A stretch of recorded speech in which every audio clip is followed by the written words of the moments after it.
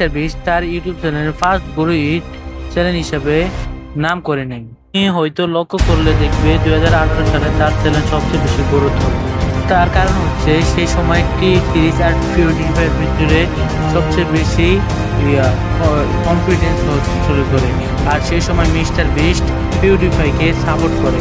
এই কারণে মিস্টার পিউডিফাইয়ের সাবস্ক্রাইবাররা তাকে ভালোবাসতে শুরু করে এবং তাকে সাবস্ক্রাইব করতে শুরু করে এবং তার সাথে অনেক ভিডিও বানায় তাকে।